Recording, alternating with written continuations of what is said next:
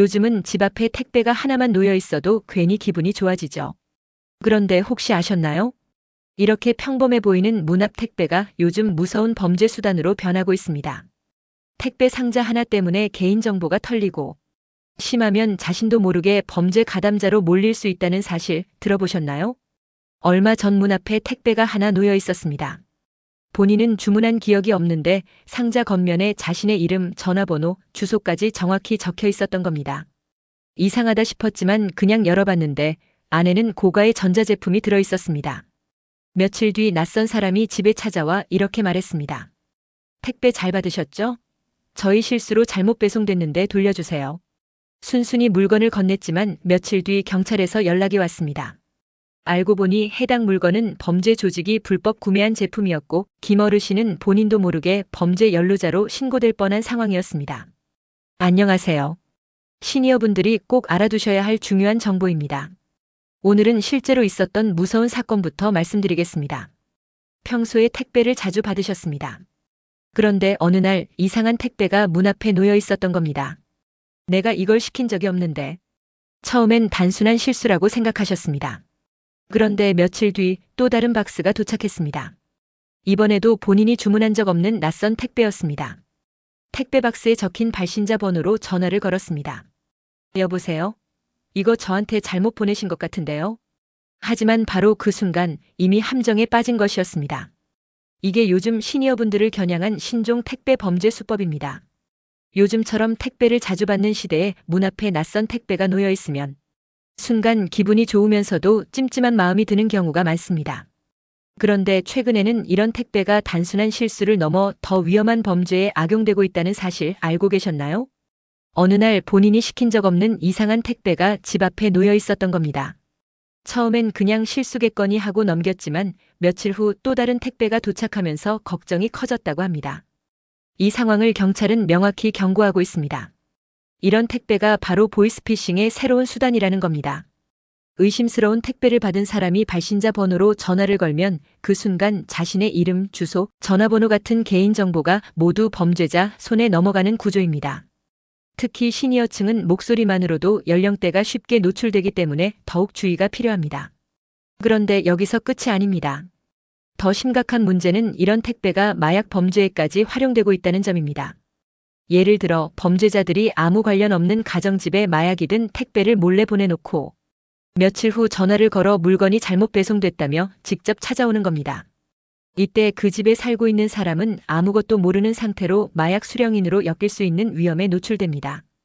다행히도 경찰의 사전 안내 덕분에 아무 연락도 하지 않고 바로 신고해 피해를 막을 수 있었습니다. 특히 이런 범죄에 사용되는 전화는 대부분 추적이 어려운 대포폰이기 때문에 뒤늦게 대응하기 어렵습니다. 최근에는 택배를 이용한 범죄가 정말 교묘하고 다양해졌습니다. 단순히 마약만 오가는 게 아닙니다.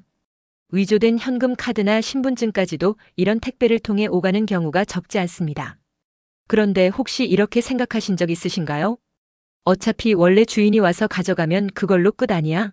나랑 무슨 상관이야? 하지만 절대 그렇지가 않습니다. 만약 그 택배 안에 불법 물품이 들어있었다면 그걸 아무 생각 없이 전달해준 본인도 범죄에 연루될 수 있다는 점이 문제입니다. 실제로 울산에 사는 72세 이정의 어르신도 모르는 택배를 대신 전달해줬다가 경찰 조사를 받고 결국 전과까지 남게 된 사례가 있었습니다. 그래서 정말 주의하셔야 합니다. 요즘 택배를 이용한 범죄는 점점 더 교묘해지고 있습니다. 간단하게 정리해 드리겠습니다. 첫째, 택배 안에 적힌 번호로 전화를 유도하는 수법은 내 전화번호와 목소리, 주소까지 다 빼가는 개인정보 탈취 수법입니다.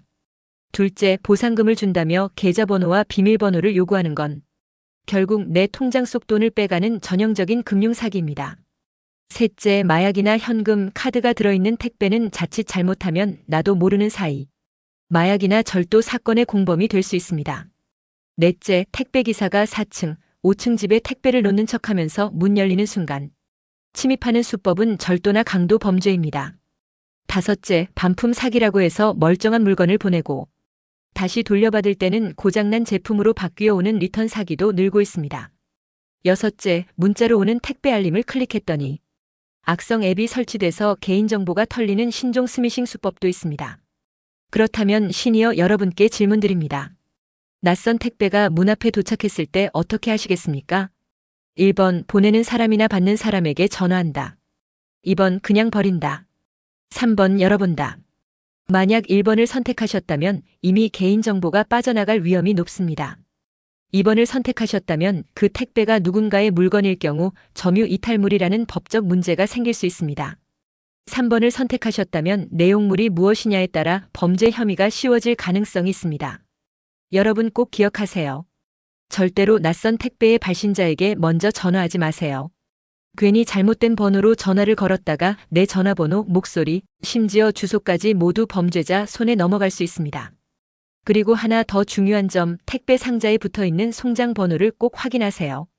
무조건 택배회사 정식 고객센터에 전화해서 오배송 여부를 확인하시면 됩니다.